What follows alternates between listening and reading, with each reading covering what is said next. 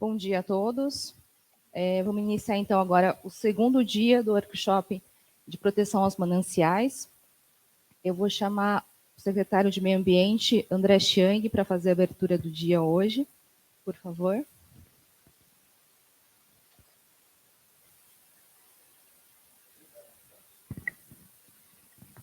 Bom dia, pessoal.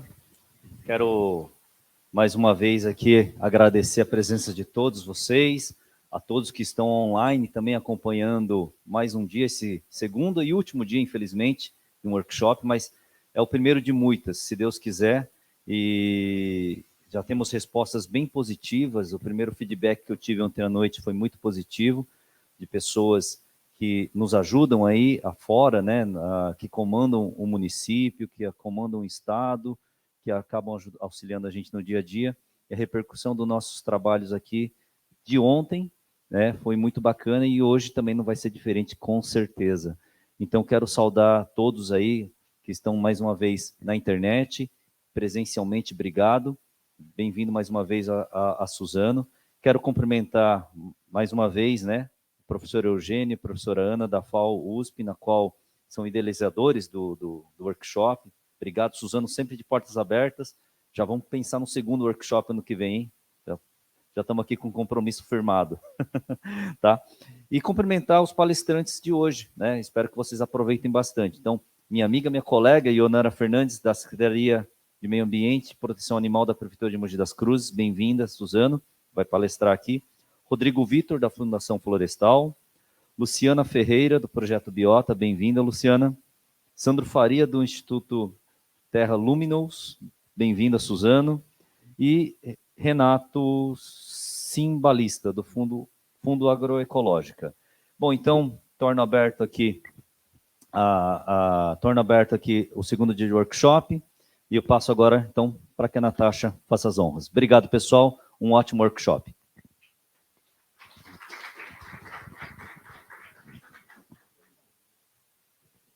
Então, para dar início às atividades de hoje, convido aqui ao palco a secretária de Meio Ambiente e Proteção Animal, Ionara Fernandes, por favor.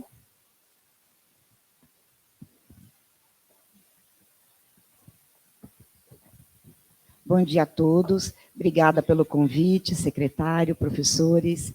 Bom, eu sou recente lá em Mogi, né, eu sou de Arujá, fui convidada recentemente para assumir Mogi, então eu também estou aprendendo um pouco sobre o corredor ecológico, tá? Então foi até interessante esse convite, que atiçou um pouco o meu olhar para entender rapidamente o porquê, como foi, e eu acho que o objetivo aqui hoje é isso, né? A gente entender como se deu e o que a gente precisa fazer para efetivamente ele funcionar. Pode passar, por favor? Eu vou rapidamente, tem uns slides aqui, só falando um pouco de Mogi, né, que está inserido 100% no bioma Mata Atlântica, e a gente tem, pode passando esses, por favor, que são bem... Ele faz parte da reserva da biosfera, do Cinturão Verde, ele tem uma malha hídrica, que é basicamente o Alto Tietê inteiro, as cabeceiras. Olha, é o meu... Desculpa, gente, meu telefone bem na hora. Pode passar. Aqui também... Não, pode passar o próximo. Aí. Bom, então vamos lá. Eu vou tentar ser breve aqui, porque o conceito de corredor ecológico, ele não muda, né, gente? A ideia é basicamente a mesma.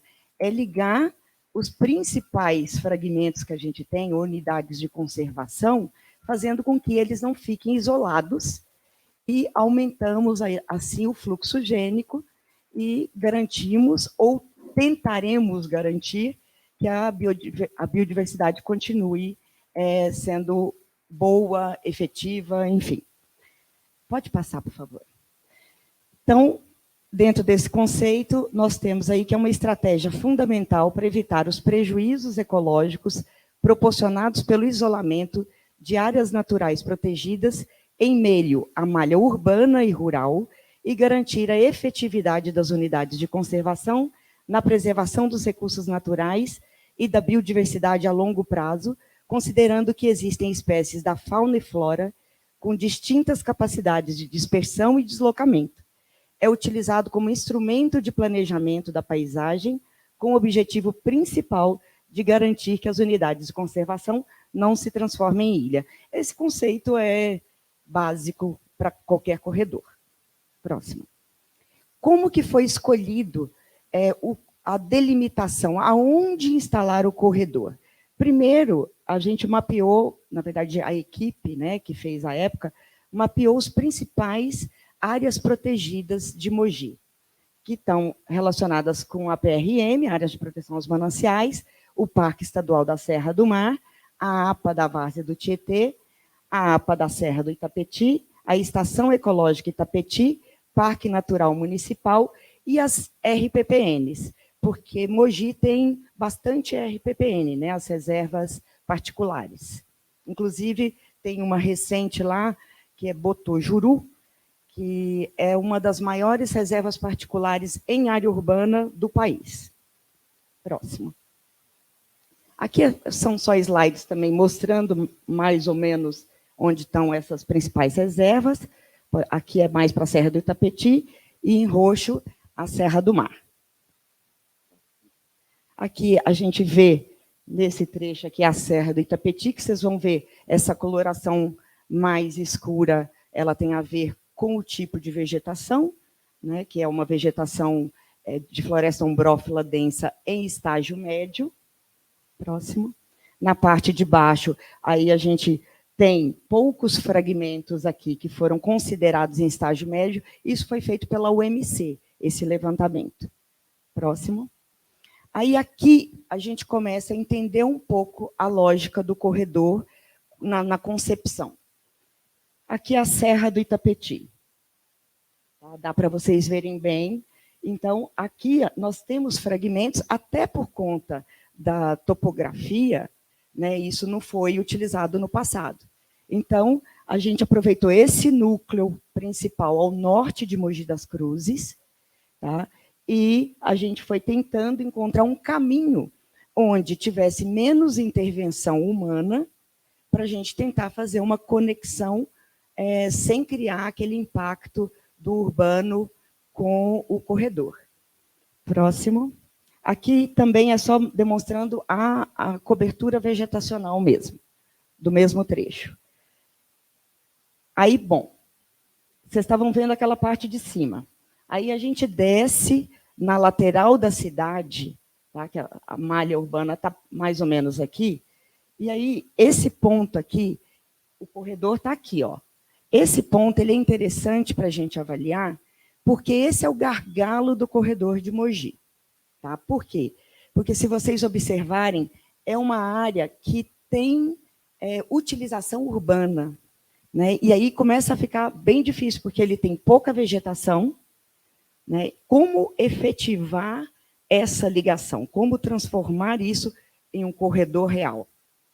Próximo. É a cobertura vegetal. Vocês veem que tem, basicamente, aí, campo sujo, floresta em estágio inicial. Agricultura não tem, mas tem muita área sem vegetação. Próximo. Aí ele vai descendo, tá? E vai passando perto das represas, até chegar lá embaixo, pode passar, que seria na área, pode passar o próximo também, na Serra do Mar. A gente acabou não conseguindo fazer o desenho aqui, mas é basicamente isso aqui que forma o número 2. No próximo slide, a gente vai conseguir ver realmente como é. Vocês conseguem ver aí? Parece um número 2. Essa é a ligação. Aqui está a Serra do Itapetí, aqui está a APA da Várzea, em vermelhinho são os nossos parques urbanos. Aí a gente desce aqui, a partir daqui já é a área de proteção aos mananciais, e aqui a Serra do Mar. A ideia, então, é fazer essa conexão, ligando o máximo de áreas protegidas, fazendo essa ligação entre essas áreas. Próximo. Ali, aquele ponto do gargalo, que eu falei para vocês, que é vamos lá, o ponto mais crítico para a gente conseguir efetivar. Pode passar o próximo. Aí a parte de baixo também, da Serra do Mar, é o final do nosso 2. Bom, aí, então o conceito, eu não preciso nem gastar tempo falando isso para vocês, que eu acho que vocês sabem bastante já sobre isso. Qual que é a real dificuldade para a gente? Mogi foi a primeira cidade do país a colocar em seu plano diretor o corredor ecológico. Tá? Então, tem que ter instrumento legal para garantia da efetividade dele. Então, esse é um ponto. Também no nosso plano de Mata Atlântica, ele foi inserido. Então, nós temos 2 políticas públicas que, em tese, devem garantir a proteção e a efetividade desse corredor.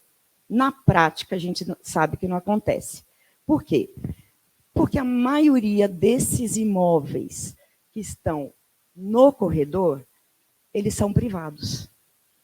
E aí, como é que você convence uma pessoa de fazer um plantio na área dele, manter aquilo preservado, sem dar nenhum subsídio, sendo que o vizinho dele do lado tem uma área, vizinho mesmo, tem uma área que vale R$1.000 o metro, e a dele passou a, em tese, para ele não valer nada, porque não pode construir.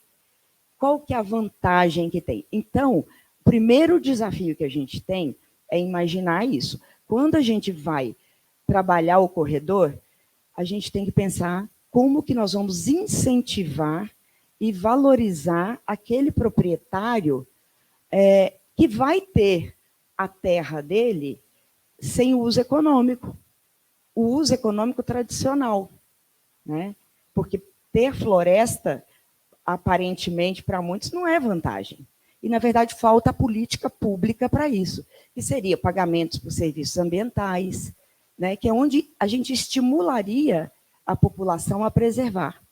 Então, esse é um dos problemas, tá, que a gente tem para efetivar. Lá em Mogi tem a transferência do direito de construir. É tipo uma outorga onerosa. Como o cara tem a restrição de uso daquele pedaço, alguma outra pessoa em outro lugar que precisar fazer um pagamento de outorga onerosa, ele pode pagar para esse proprietário. Mas os valores praticados são baixíssimos. Então, acaba não funcionando isso na prática. O pagamento por serviços ambientais também existe, mas na prática a gente vê que não é efetivo, pelo menos lá com a gente não conseguiu desenvolver grandes parcerias, precisaria de uma política pública também mais forte para isso e que valorizasse mais ter a mata. A gente precisa ter esse olhar que um prédio tem que valer igual a um fragmento.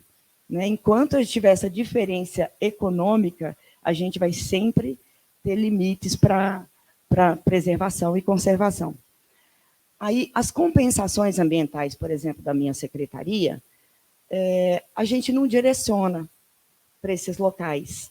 E aí vocês vão entender o porquê lá na frente. É uma meta minha começar a trabalhar em cima disso também.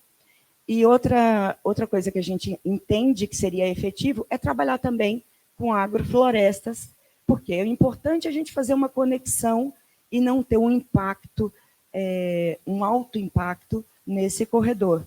Então, ter agrofloresta, você consegue ter fluxo gênico, você consegue ter trânsito de animais.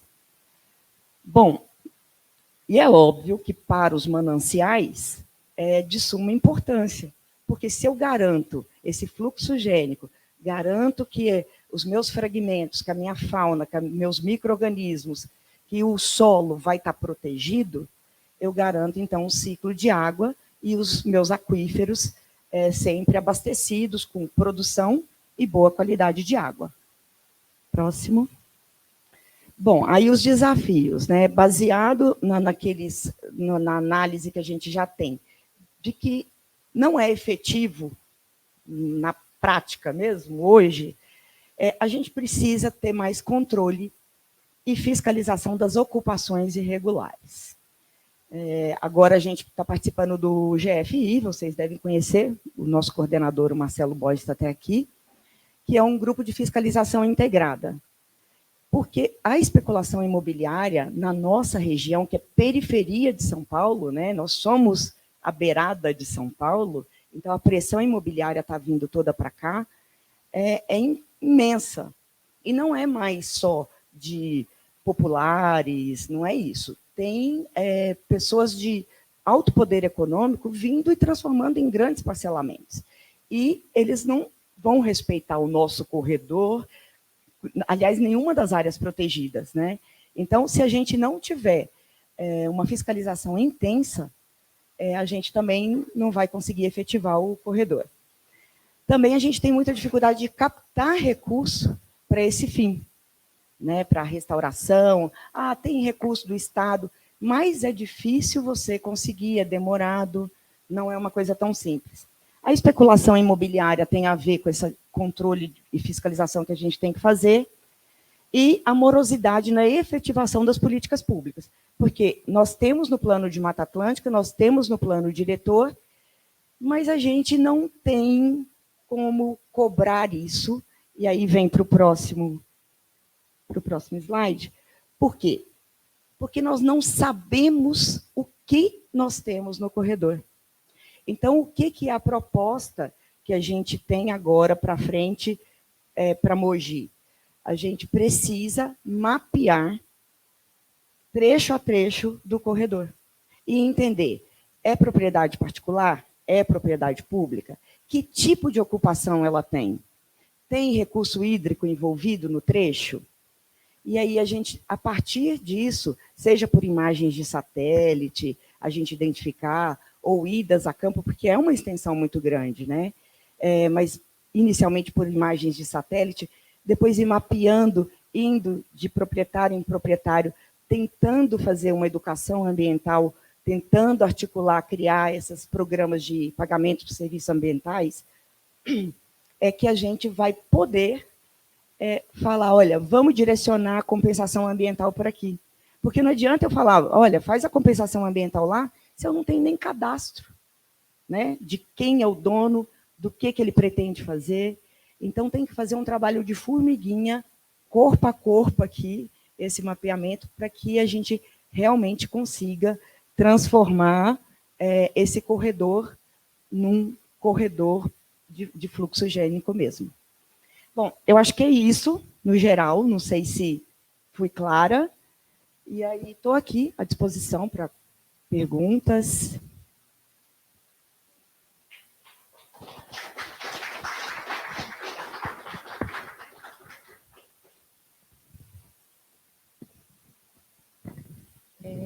Obrigada, Ionara, secretária. Dois recados. Uma, a gente vai fazer uma alteração, como a gente fez ontem. A gente vai ter uma apresentação online. Então, desculpa, é o Renato, né? Desculpa. Renato, Simbalista, ele vai fazer a apresentação online. Então, a gente vai fazer essa alteração, a gente vai fazer isso depois do intervalo. E aí, os demais palestrantes vão subir, então, para os horários seguintes. Outras questões também, que até a Ionara colocou, dúvidas, comentários, perguntas, caso alguém queira fazer, a gente vai abrir no final da apresentação do dia de hoje, depois do intervalo, no final da apresentação do Renato, então. Se alguém quiser fazer por escrito, a gente tem algumas folhas aqui também, as canetas, então fiquem à vontade para pegar aqui na frente. Caso alguém depois sinta vontade para pegar o microfone, também a gente disponibiliza, e aí fica aberto para questionamentos, tá bom? Então, a gente vai seguir primeiro as apresentações, e depois a gente abre para as dúvidas, comentários, e para o pessoal que está em casa via YouTube, pode acessar via chat também, que depois a gente faz a abertura para os comentários, tá bom? Agora a gente vai ter a apresentação do Rodrigo Vitor, da Fundação Florestal. A gente só está acertando a apresentação, Vitor? Rodrigo, desculpa, Rodrigo Vitor. A gente só está certo.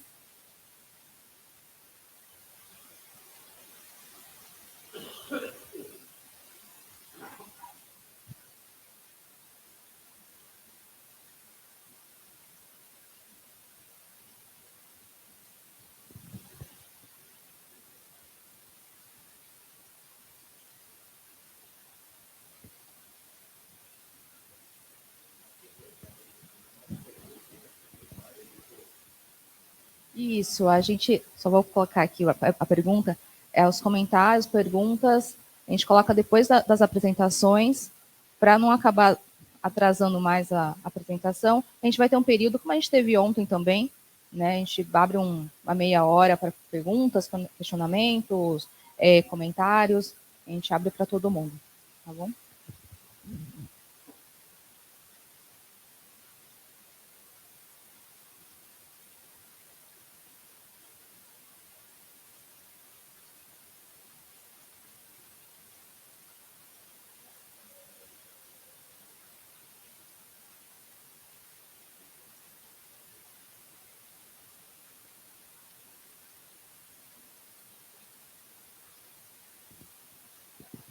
Rodrigo, se quiser já vir ao palco, aí já ficar com o microfone, assim que a apresentação já estiver disponível, você pode começar.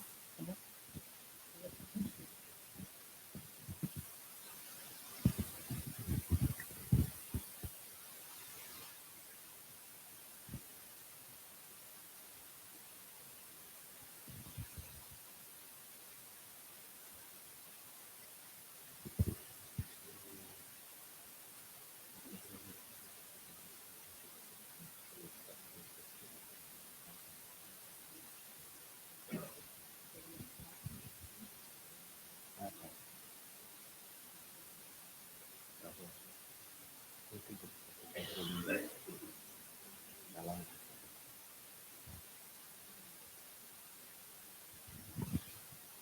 Bom dia, meu nome é Rodrigo Vitor, eu trabalho na Fundação Florestal. Queria agradecer à professora Ana Cecília pelo convite e também é uma grande satisfação aqui poder rever amigos e colegas de causas atuais e de causas passadas, né? Muito bom ver aqui a pessoal em torno de um tema tão importante. Muito bem, eu vou... Só para situar, a Fundação Florestal é a entidade estadual que faz a gestão das unidades de conservação estaduais, né? Unidades de conservação e outras áreas protegidas, outras áreas produtivas, experimentais. A gente tem cerca de 130 áreas, 130 unidades no estado inteiro. Aproximadamente, em números redondos, a nossa área em proteção integral, que são geralmente aquelas áreas das quais o Estado tem a posse e o domínio, a gente tem mais ou menos 4% do Estado de São Paulo, quase 1 milhão de hectares sob nossa administração. Se a gente fosse uma prefeitura, a gente seria de longe a maior prefeitura do Estado de São Paulo em extensão de área administrada, é muita área, né? E a gente tem cerca de 15% do estado de São Paulo no total entre as categorias de proteção integral e uso sustentável, especialmente as APAs, né? 15% a 16% da área terrestre, e a gente tem mais ou menos 50% do mar territorial paulista também em regime de administração de APAs, são as APAs marinhas, né? É uma área muito extensa que abrange boa parte dos ecossistemas do estado de São Paulo, marinhos e terrestres. Então, é um desafio muito grande a gente fazer a gestão adequada dessas áreas, porque delas dependem, em grande parte, a sustentabilidade e a conservação ambiental do estado. Próximo. Especialmente, particularmente, a minha função atual dentro da Fundação Florestal é ampliação de espaços protegidos, né? Então, eu estou responsável por coordenar a criação e ampliação de unidades de conservação, né? Com a ajuda da Amanda, que está ali atrás. E a gente tem feito isso nos últimos 10 anos, especialmente no que se refere à minha atuação. E a gente tem quais são as premissas, quais são os critérios que nos levam a criar unidades de conservação? Que áreas a gente vai procurar para criar unidade de conservação, né? Então, um conjunto diversos de indicadores, de critérios, como, por exemplo, recomendações da comunidade científica. Nesse quesito, o Biota FAPESP tem uma contribuição muito forte de indicar áreas para criar unidade de conservação. Esqueci de ligar o cronômetro aqui, senão eu me perco na hora. A gente tem feito um esforço também muito grande em olhar com mais carinho, com mais cuidado, aqueles ambientes mais subprotegidos e mais subrepresentados no sistema estadual, como cerrado, floresta estacional semidecidual, ambientes marinhos, especialmente em proteção integral. Abordagem por espécies, então, tem áreas que a gente tem espécies especialmente ameaçadas, a gente cria unidades de conservação para proteger aquelas espécies, né? Como foi o caso da APA Barreiro Rico e da APA Tancoa Piracicaba, por causa de espécies de aves e de primatas. Abordagem por paisagem, por conectividade, então a gente tenta também conciliar a questão de proteção da biodiversidade com conservação de corredores ecológicos, né? Para ter uma maior expressividade da conservação na escala da paisagem. Os acordos internacionais também são referenciais, são faróis para a gente atuar. Aqui está citada a meta de Aichi, mas a gente já tem um novo referencial, né, do protocolo de Montreal, que aumentou as nossas metas de proteção do território, né? A gente tinha, pela meta de Aichi, 17% de áreas terrestres e 10% de áreas marinhas. Agora a gente tem isso era até 2020, agora para 2030 a gente tem que proteger 30% do território, não mais 17%, então as metas vão aumentando, né? Oportunidades, doação de áreas, a gente tem recebido áreas em doação para ampliar ou para criar áreas protegidas, demandas externas que convergem com as nossas prioridades, e também, eu acho que isso é muito importante e vai ao encontro das discussões, serviços ecossistêmicos. Antes a gente olhava muito o aspecto da biodiversidade, né? A biodiversidade era talvez o único critério. Não que não seja o carro-chefe ainda, mas hoje a gente agrega outros atributos, a gente olha com mais atenção outros atributos, especialmente os serviços ecossistêmicos e a água, né? A água é um fator de motivação para a gente criar unidade de conservação. Próxima. Então, aqui, alguns critérios, né, que a gente dividiu por fitofisionomia do estado de São Paulo, para tentar atingir 17% de cada fitofisionomia, para não fazer uma média meio sem critério estadual, a gente está tentando trabalhar por fitofisionomia, e a gente tem um déficit de 2.600.000 hectares de áreas protegidas no estado de São Paulo, de unidades de conservação. Isso com o inventário anterior, e isso com a meta de Aichi. Se a gente pegar o inventário atual e as novas metas, isso daí vai ampliar.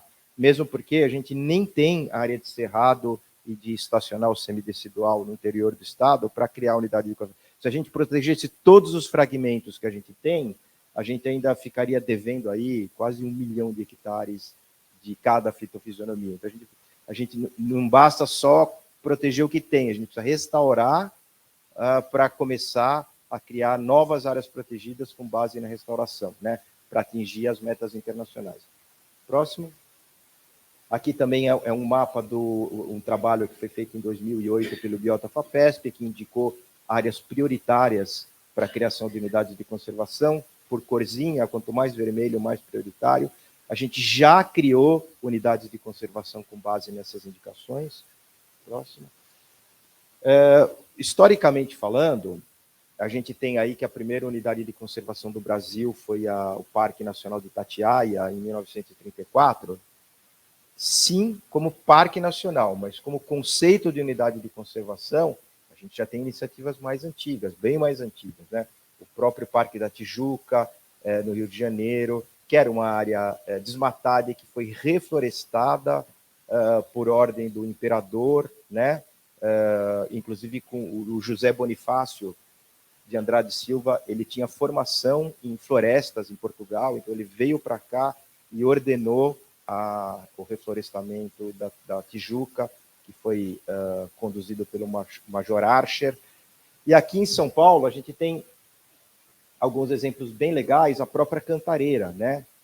Que é a nossa primeira unidade de conservação com uma flexibilidade do termo.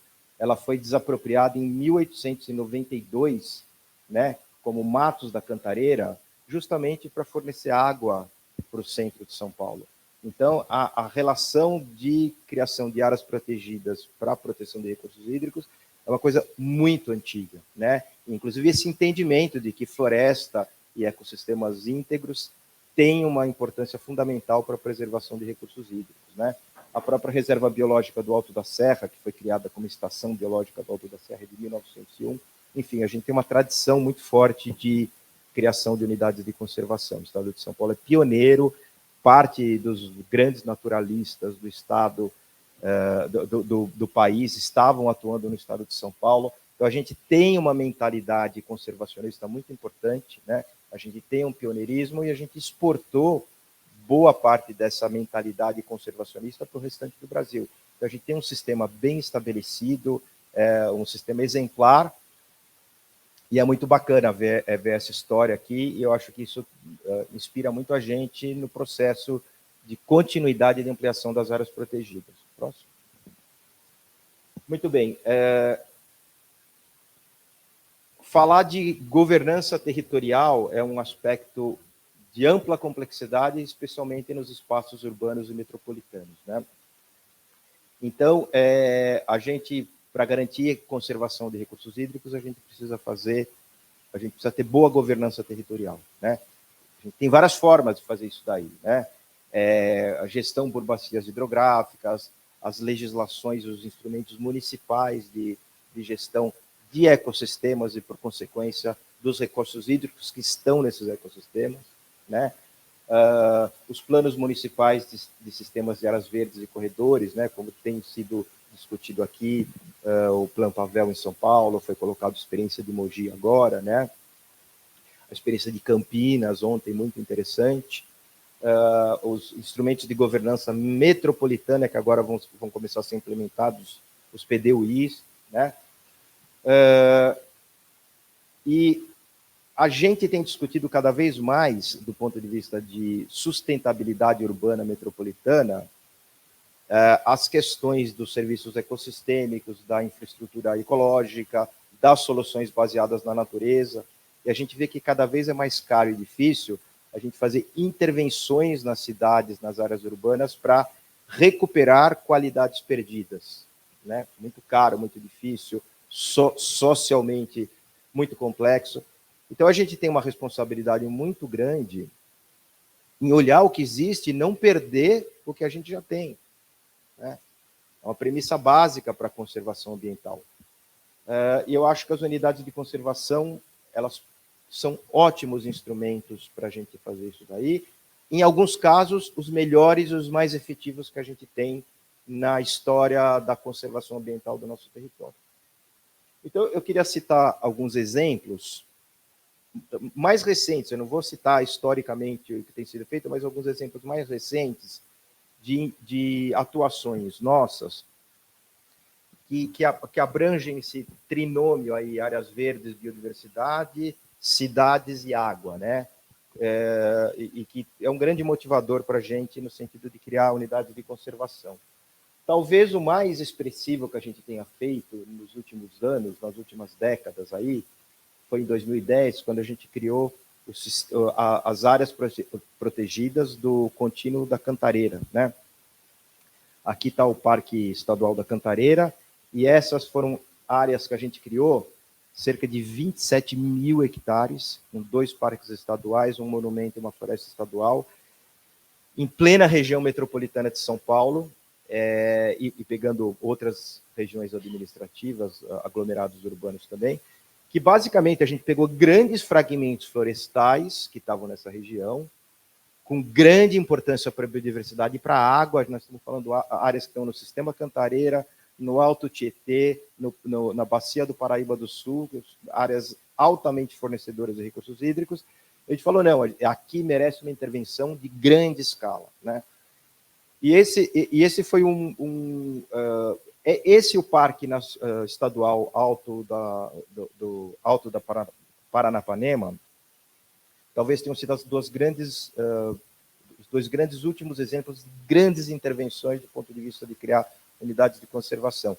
E isso, a gente precisa retomar esse hábito, porque eu não estou falando que proteger a área verde e água é só desapropriar e criar parque, não é isso, né? Mas também isso, né? Em alguns casos, é só isso que vai salvar algumas áreas importantes e críticas para a biodiversidade e para a água. Aqui, por exemplo, eu posso garantir que se esse parque de Itaberaba não tivesse sido criado, boa parte dele já teria sido consumida de 10 anos para cá, porque o estágio de degradação dele era enorme, né? Então, esses são instrumentos efetivos, às vezes muito duros, às vezes muito autoritários até, mas a gente tem que ter toda a caixa de ferramenta para poder atuar com isso daí, né? E depois a gente pode discutir nos debates que a gente fala que não tem dinheiro para fazer isso, né? Próximo. E ali no meio eu tenho uma floresta estadual, eu vou comentar um pouquinho mais sobre ela depois, que é um exemplo bacana da gente discutir. Um outro estudo de caso, já foi mencionado pela Ionara aqui, pode passar, é a Serra do Itapetí, que ela era uma área sob proteção de uma lei estadual de 85, então ela tinha proteção legal, ela tinha o zoneamento, mas não tinha necessariamente a gestão. Então a APA foi para dar uma roupagem jurídica para uma área que já tinha uma normativa de gestão territorial, né? A Serra do Itapetí tem aproximadamente 5.500 hectares, e ela é divisor de águas, né?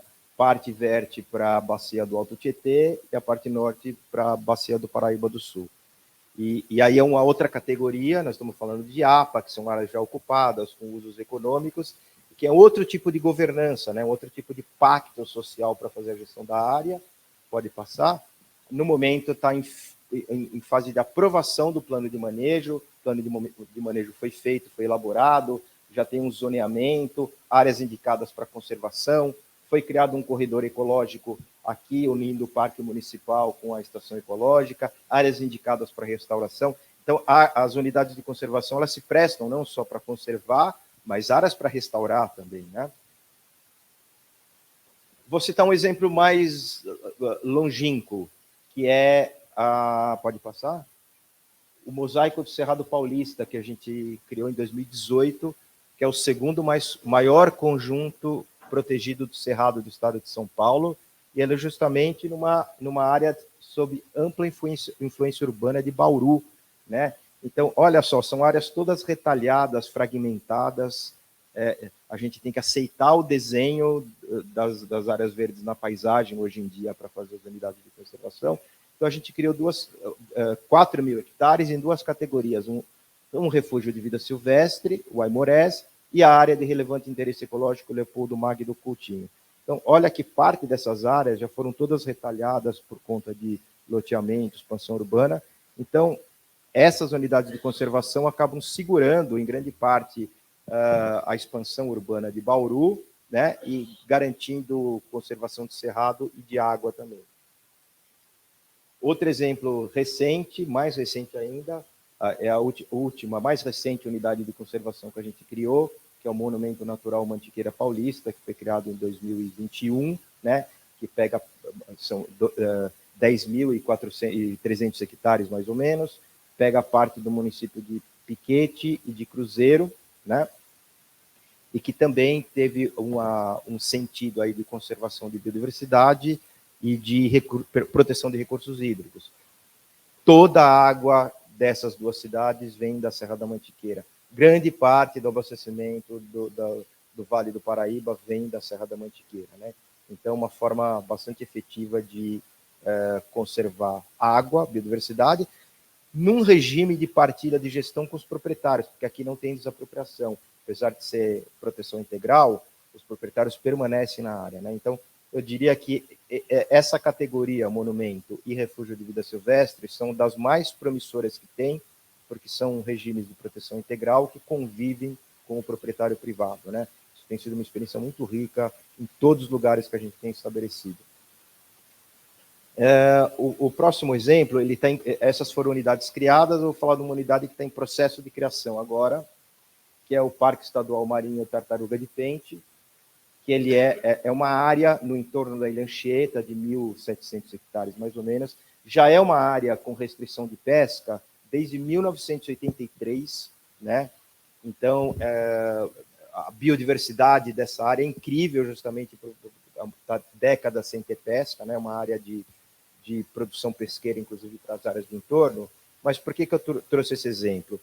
Porque a gente trabalhou, foi o primeiro processo de criação de uma unidade de conservação, que a gente fez um processo de avaliação de serviços ecossistêmicos para a área, para tentar avaliar todos os atributos e as contribuições dessa área para a sociedade, né? Então a gente viu, a gente avaliou os serviços ecossistêmicos e como eles impactam o bem-estar humano daquela comunidade, né? E aqui a gente fez uma avaliação de quais são os componentes de serviço de bem-estar humano mais fortemente impactados pela criação do Parque Marinho, né? Acesso a bens materiais, coesão social, subsistência adequada, respeito mútuo. Então, a gente tem tentado ampliar esse diálogo para além da questão da biodiversidade, né? Inclusive, nesse caso, até foi feita uma valoração dos serviços ecossistêmicos prestados por aquele território, que foi o grupo do Paulo Sinisgalli, do professor Paulo Sinisgalli, que fez, e chegou aos valores de 127 milhões de reais por ano, uma área de 1.700 hectares.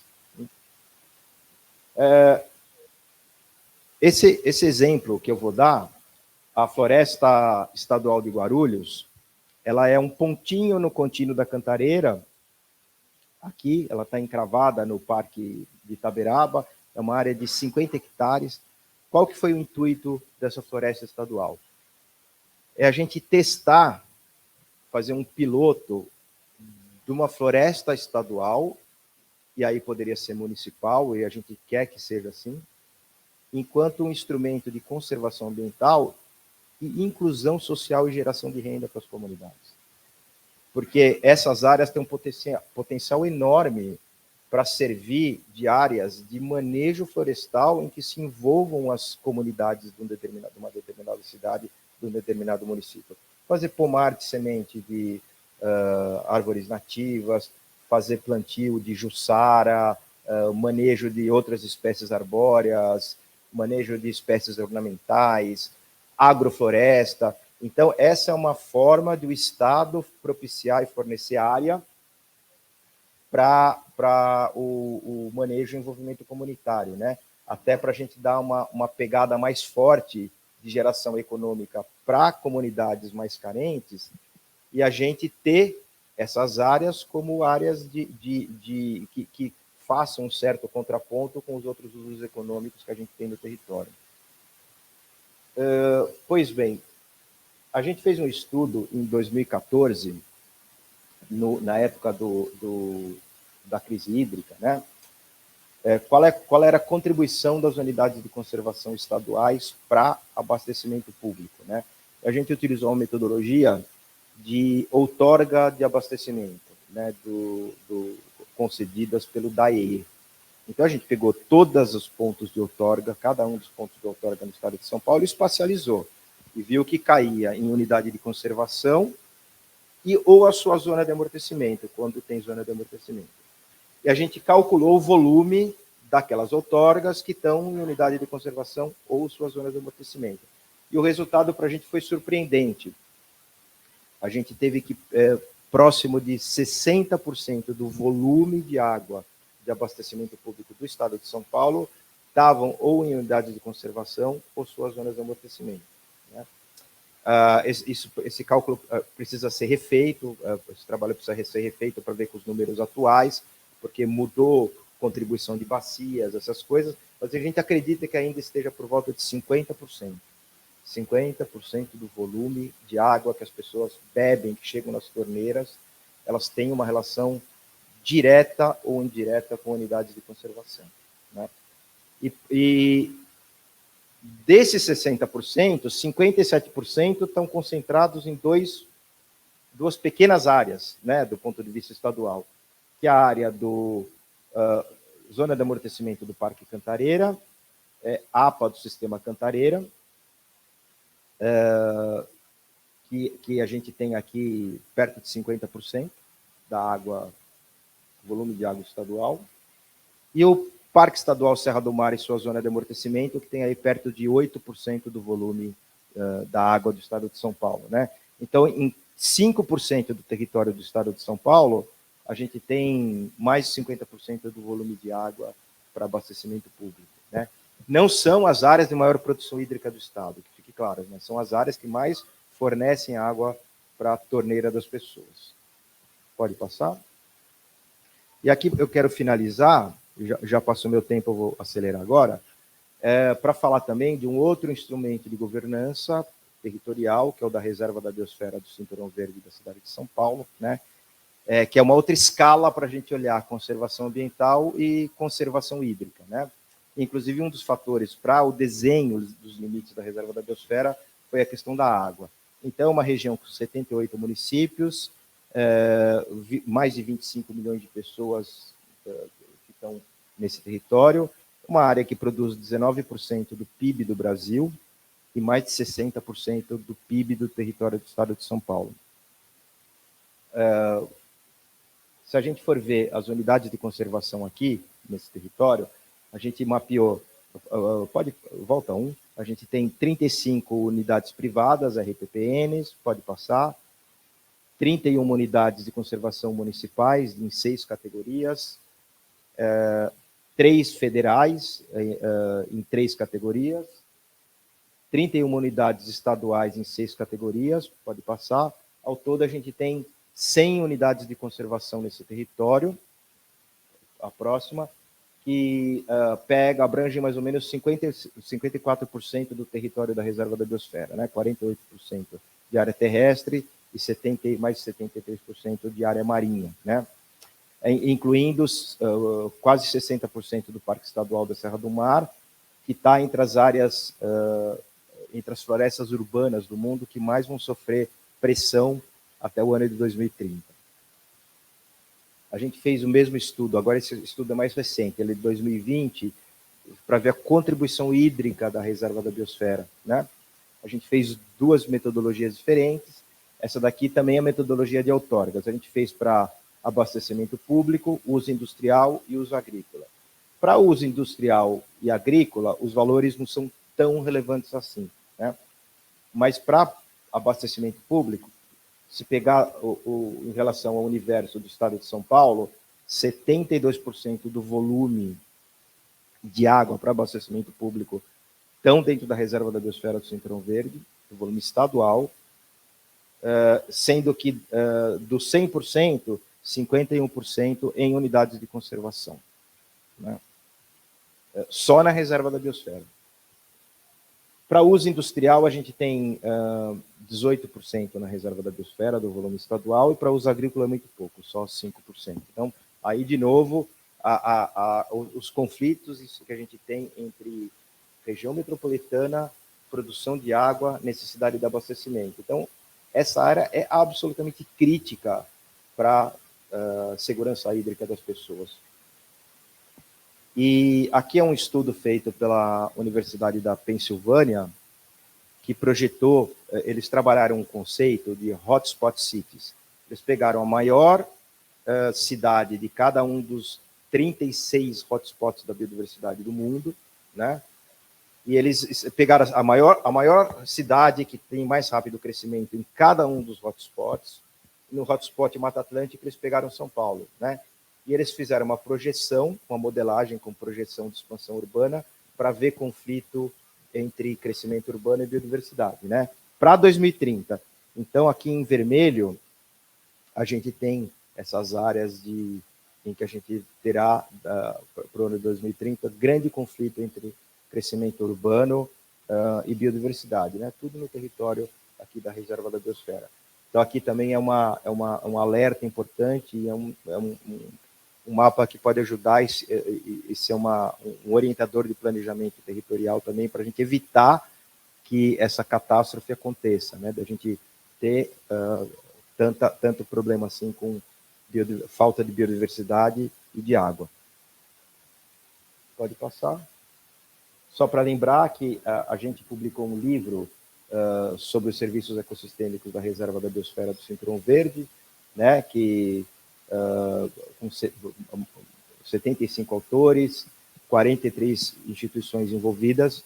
Esse é um livro bem, quase que um compêndio de serviços ecossistêmicos dessa região, tem mais de 600 páginas, pode ser baixado gratuitamente da internet também, essa publicação.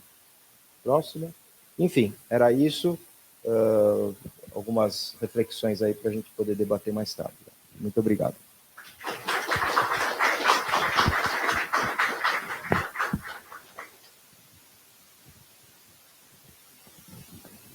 Obrigada, Rodrigo. Dando continuidade, então, vou chamar a Luciana Ferreira, do Projeto Biota. Por favor. Seja bem-vinda.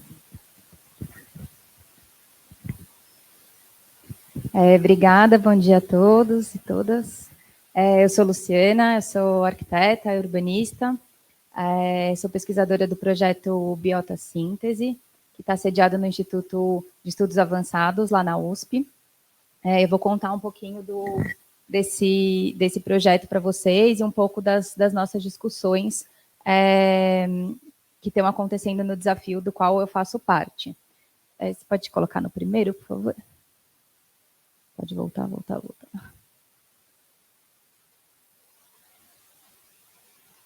Obrigada. Queria agradecer também o convite do professor Eugênio Queiroga. Pode passar. Então, o projeto Biota Síntese, né, é um projeto FAPESP, e o nome, né, é Núcleo de Análise e Síntese de Soluções Baseadas na Natureza. O objetivo do projeto é apoiar o Estado de São Paulo no desenvolvimento de políticas públicas socioambientais, e a gente faz isso por meio de análise, modelagem e síntese de dados, né, predominantemente dados existentes. Então, a gente trabalha com um conjunto bastante diversificado de atores que atuam de forma transdisciplinar, colaborativa, inclusive transparente.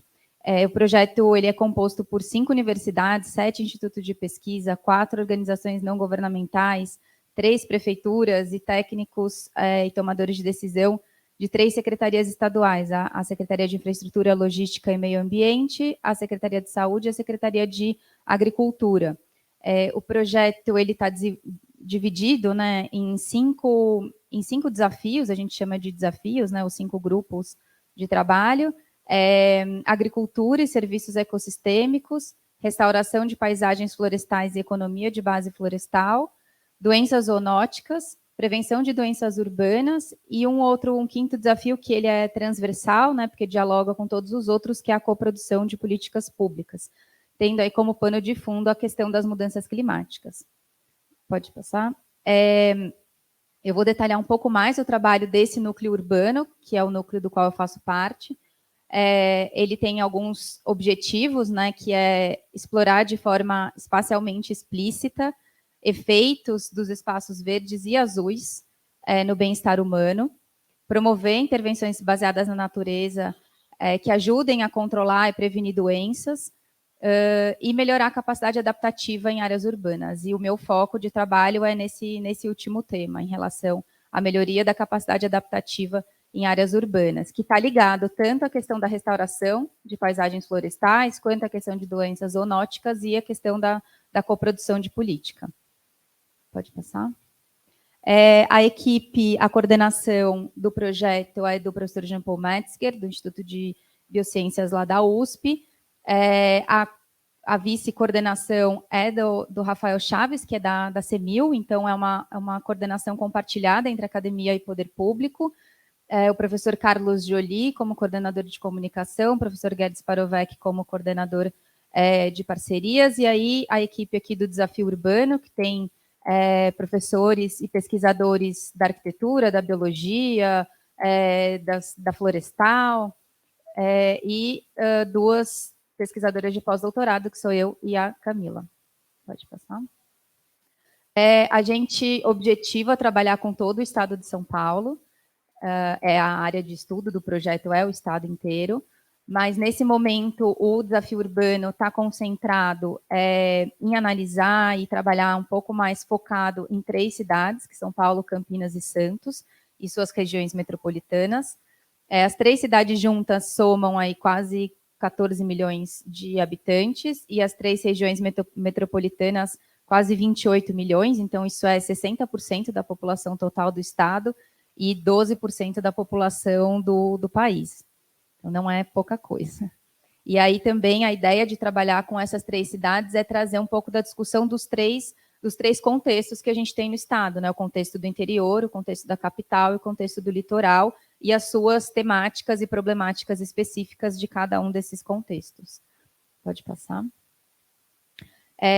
Dentro do desafio urbano, né, e dentro daquela pergunta, né, daquele objetivo de melhorar a capacidade adaptativa das cidades, a minha pesquisa específica é nas soluções baseadas na natureza e intervenções urbanas para adaptação das cidades às mudanças climáticas, né? E qual que é o objetivo dessa parte do projeto? Então, vocês estão vendo que eram 5 desafios, em um desafio eram 3 objetivos dentro de um objetivo. Então, é um grande funil, assim, de um projeto que é gigantesco, né? Então, o objetivo dessa parte específica é estudar a associação entre infraestrutura verde, intervenções urbanísticas e os seus efeitos nos serviços ecossistêmicos, considerando diferentes ambientes urbanos e periurbanos do estado, na perspectiva de mapear a vulnerabilidade climática, avaliar a adaptação e investigar a factibilidade de intervenções e arranjos urbanos que possam contribuir para a capacidade adaptativa e melhorar a qualidade de vida dos habitantes. Pode passar. E aí a gente começou o projeto querendo responder 3 perguntas. A primeira é onde estão e quem são os grupos sociais mais vulneráveis aos efeitos das mudanças climáticas, o que está sendo feito para adaptação às mudanças do clima e qual a capacidade adaptativa em diferentes escalas, e como as intervenções urbanas e as soluções baseadas na natureza podem contribuir para a adaptação em cenários futuros. E aí, logo no começo do trabalho, uma 4ª pergunta surgiu, que acabou virando nosso primeiro foco de trabalho, que é qual o potencial da restauração florestal das áreas na interface urbano-rural, né? E essa pergunta surge muito porque os esforços de restauração, eles normalmente são feitos em áreas rurais, e é natural que seja assim, porque é ali que a gente ganha escala, né? Para cumprir todas as metas e tudo que a gente precisa restaurar no estado. Mas onde a gente vai sentir os impactos mais intensos das mudanças climáticas é nas áreas urbanas. Então, aproximar a restauração das pessoas é algo que a restauração no ambiente rural, ela atende aquele objetivo lá, o Race to Zero, né? Que é a questão do carbono, enfim. E a restauração nos ambientes urbanos, ela é muito complexa, porque não tem espaço. Então, a gente queria entender se nessa interface entre urbano e rural a gente conseguiria aproximar a restauração das pessoas e atender aquele objetivo do Race to Resilience, que é um outro compromisso do Estado de São Paulo, impactando mais diretamente as populações urbanas. Pode passar. E aí eu vou detalhar um pouco isso, né? Então, por que pensar a restauração nessa interface, né? Primeiro, como eu falei, permite aproximar a restauração das pessoas, né, trazendo os benefícios para onde a maior parte da população vive. Então, a gente tem 84% da população brasileira urbana, 96% da população do estado de São Paulo vive em áreas urbanas. Pode passar. Quando a gente aproxima a restauração das áreas urbanas, a gente potencializa, né, os benefícios para o bem-estar humano por meio da provisão de vários serviços ecossistêmicos, muitos dos quais o Rodrigo falou na apresentação anterior. Pode passar. E aí vou numerar mais alguns aqui. Então, prevenção de inundações e deslizamento, regulação de temperatura e umidade do ar, manutenção de corredores de vento, que tem total relação com a melhoria da qualidade do ar nas áreas urbanas, provisão de serviços de recreação e beleza cênica, manutenção de mananciais de abastecimento hídrico e segurança hídrica, e produção de alimento em sistemas agroflorestais, que está ligado aí com a segurança alimentar. Pode passar?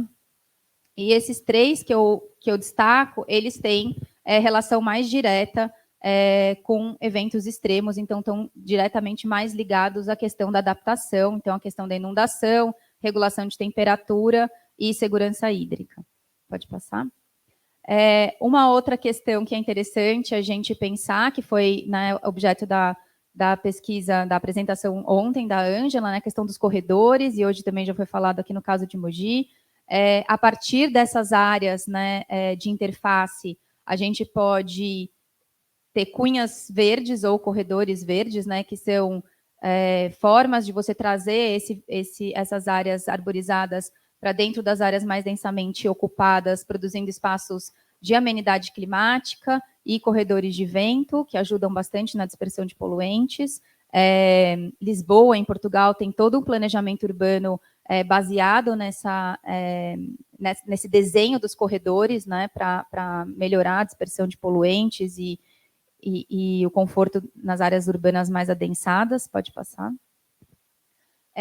Aqui a reserva da biosfera, que já foi mencionada, né? Então também isso está ligado com questões climáticas globais, então aquela publicação que o Rodrigo mostrou, né, um dos trabalhos fez esse levantamento de que só na área da reserva da biosfera a gente tem de carbono estocado o equivalente a 5 anos de emissão por combustíveis fósseis do estado de São Paulo, e o que é removido pelas florestas em crescimento equivale a 36% das emissões anuais do estado, então não é pouca coisa, né? Bastante significativo. Pode passar.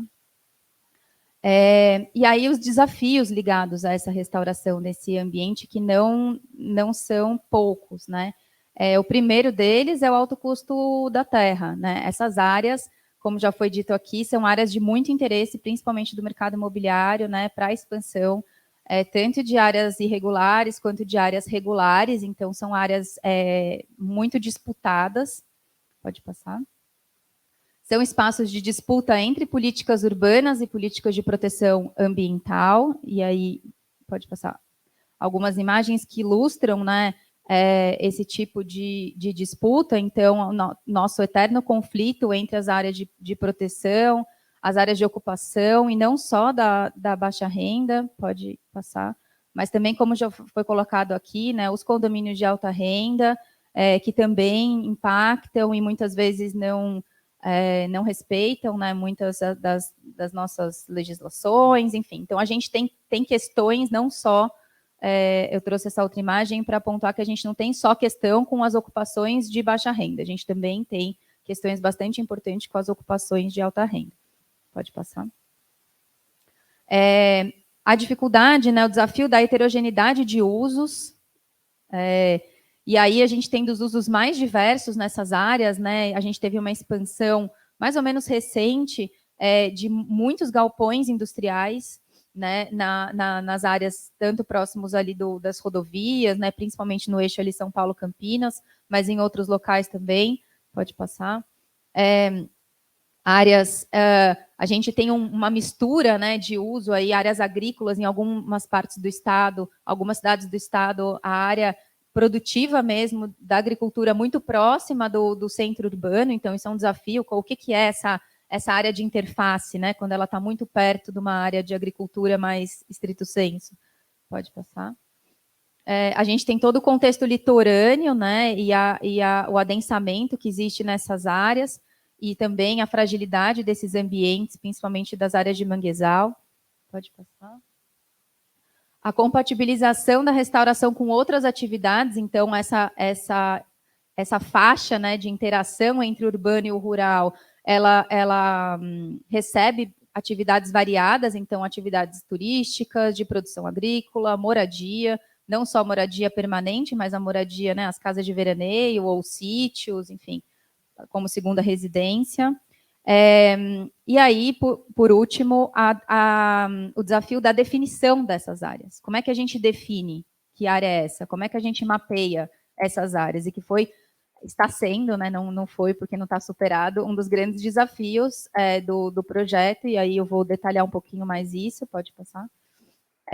A denominação é bastante diversa, então essas áreas elas aparecem como interface, franja, urbana, áreas subúrbio, periurbano, e várias dessas diferentes nomenclaturas, às vezes, expressam uma certa inferioridade dessa área, então, o termo mais internacionalmente conhecido é o periurbano, mas na hora que a gente fala o periurbano também, né, tem essa crítica em relação a que esse termo coloca pode denotar um pouco de inferioridade espacial dessas áreas, então será que essa área é uma área que quer virar urbana ou que vai estar destinada a virar urbana, mas ela tem dinâmicas próprias, então como é que a gente chama essa área?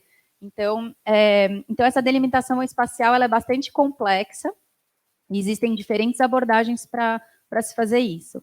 Pode passar.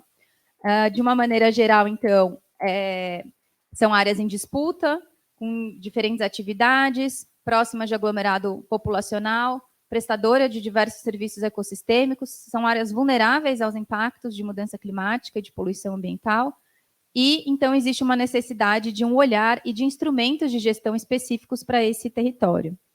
Pode passar. E aí, há o desafio de como delimitar. Próximo. Aí eu vou contar um pouco para vocês assim do que a gente investigou de possibilidades de delimitação, e tem um trabalho bem interessante do IBGE, que é essa classificação e caracterização dos espaços rurais e urbanos no Brasil. Pode passar. E aí ele conta, né, que essa distinção, essa necessidade de distinguir campo de cidade, ela só acontece depois da aceleração da urbanização no século XIX, antes não fazia sentido ficar diferenciando o campo de cidade, e que aí, basicamente, duas aproximações surgiram. Uma é a aproximação mais dicotômica, né, que campo separa claramente, campo de cidade, e isso acaba gerando uma corrente anti-urbana, né, que até traz uma visão um pouco idealizada do que é o campo e o que é a vida rural, e lamenta quando há uma conversão de área rural para área urbana, e a corrente pró-urbana, que enxerga o urbano como progresso, como, né, o lugar a ser perseguido, é isso que a gente tem que desejar. E isso tem várias limitações, essa visão, obviamente, né, porque, primeiro, existem áreas com algumas dinâmicas bastante semelhantes a rurais, muito próximas das áreas urbanas e vice-versa. E esses dois polos muito estanques, eles acabam desconsiderando outras formas de ocupação. E a segunda forma de olhar isso é a visão do contínuo, né? Então, que trabalha com gradiente de mais urbano para mais rural, passando aí, né, por áreas de transição e áreas de interface. E a dificuldade desse conceito é que isso pode variar com a área do conhecimento, e aí vocês já vão entender daqui a pouco, e que também a gente precisa considerar as descontinuidades, porque não é sempre contínuo, né? Ainda mais aqui no estado de São Paulo e na nossa região metropolitana, que a gente tem interrupções, uma cidade quase gruda na outra, mas não gruda, então né, o negócio fica um pouco meio, tem ali umas descontinuidades, isso não é assim, né, bonitinho, como a gente vê nos livros. Pode passar. E aí tem várias experiências de como alguns países delimitam suas áreas urbanas e rurais. Então, aqui no Brasil, é uma delimitação político-administrativa, os municípios determinam, isso é uma prerrogativa municipal, de determinar a sua área urbana e sua área rural, e aí a gente vê, né, as mais variadas delimitações. Então, o município de São Paulo, com a área rural bastante extensa, e outros municípios muito mais rurais, sem área rural.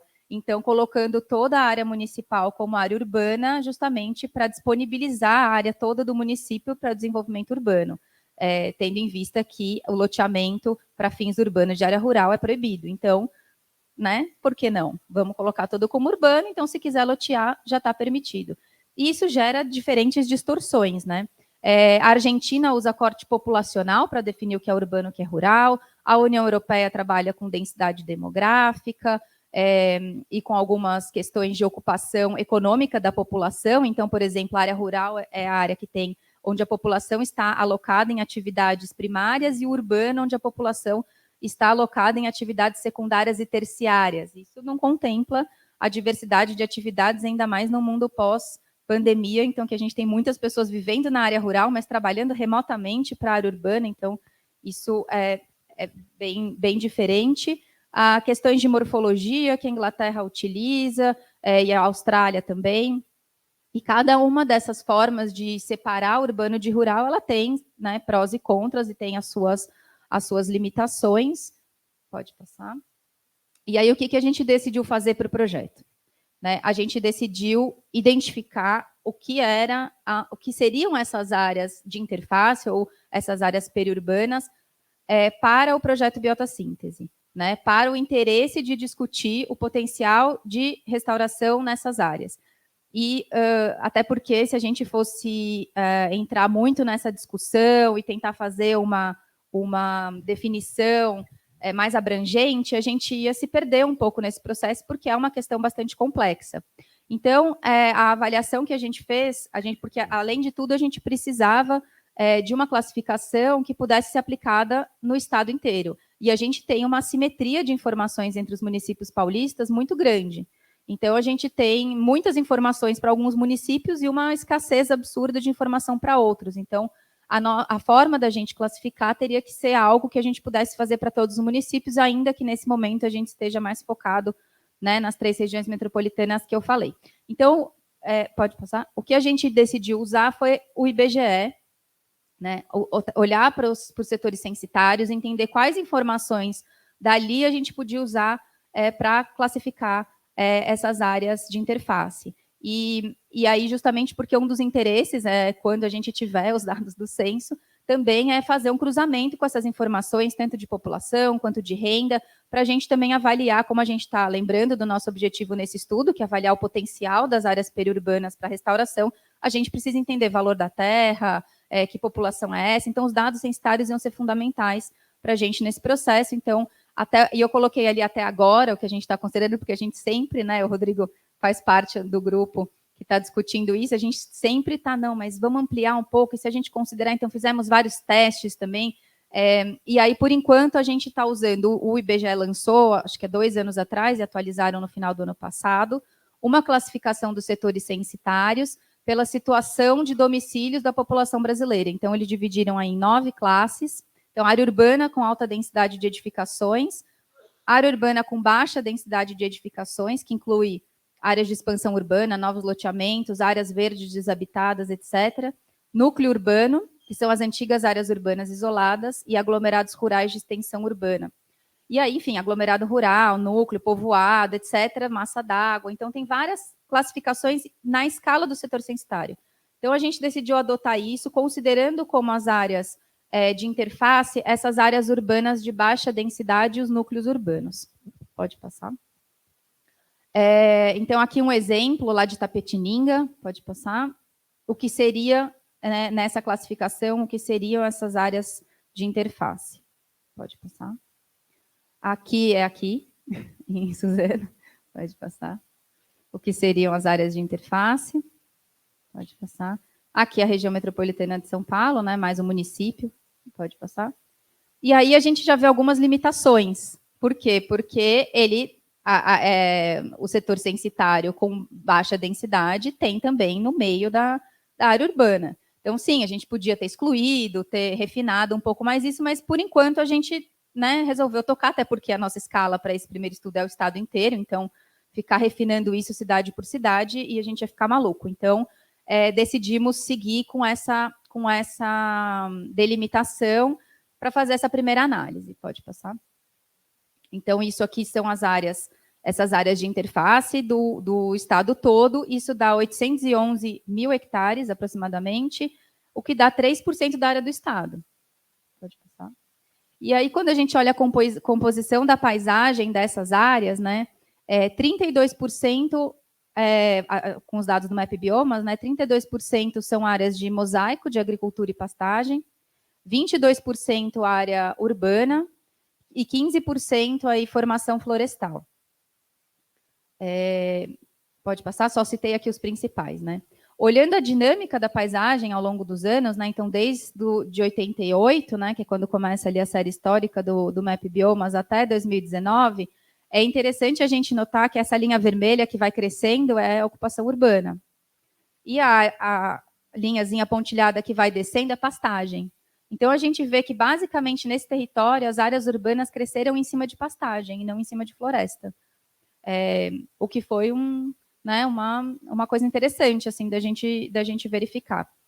Até a classe de formação florestal, ela fica mais ou menos ali, que é a linha verde no meio do gráfico, ela fica mais ou menos estável, até aumentando um pouquinho, mas o que a gente nota bem é esse cruzamento, né, entre pastagem diminuindo e área urbana crescendo.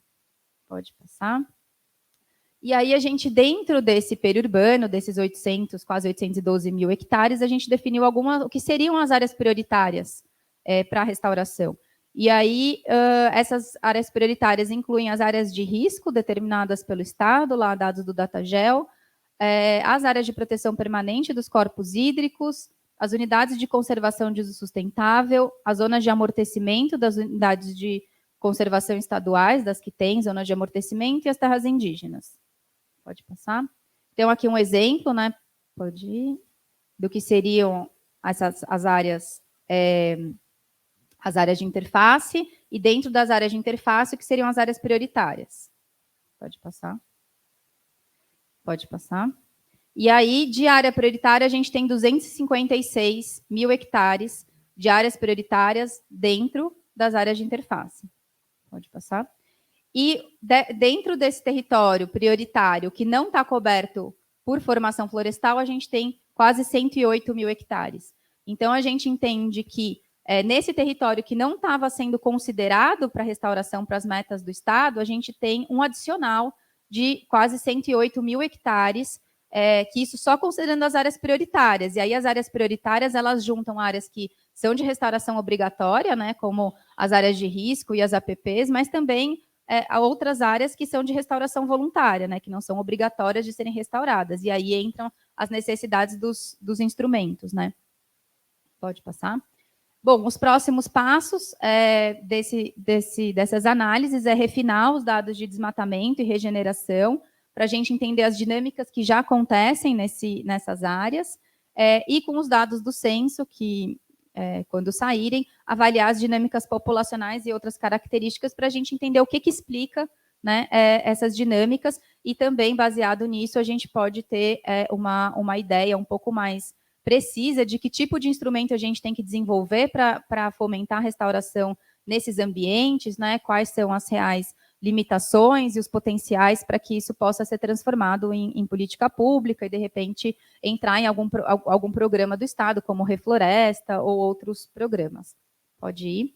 E aí, só um detalhe final, assim, que é um desafio da gente pensar como analisa esses territórios de borda ou esses territórios periurbanos ao longo do tempo, é que eles mudam, né? Então, se a gente pensar hoje, né? Então, por exemplo, a última data que a gente analisou, 2018, imaginando ali que a área urbana é o vermelho e a borda é o cinza, né? Se a gente anda com isso ano a ano e volta lá para 85, a área urbana era menor. Então, de fato, a borda não é a borda, né?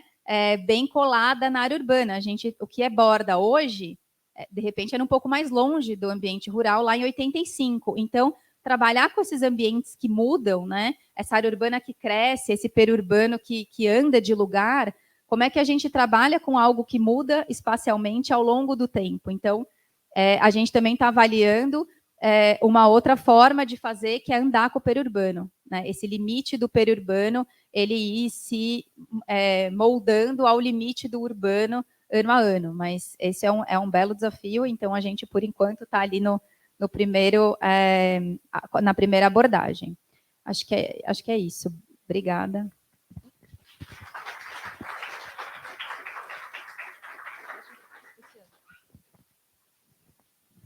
Obrigada, Luciana. A gente vai fazer uma alteração na programação, tá? Em relação a gente está com um pouco de atraso hoje. A gente vai dar um intervalo agora de 15 minutos, tá? Vai servir um café aqui para o pessoal que está presencialmente. Para o pessoal que está online, a gente vai fazer uma troca de link do YouTube. Então, o pessoal já colocou aqui o link que vai ser da apresentação depois do intervalo.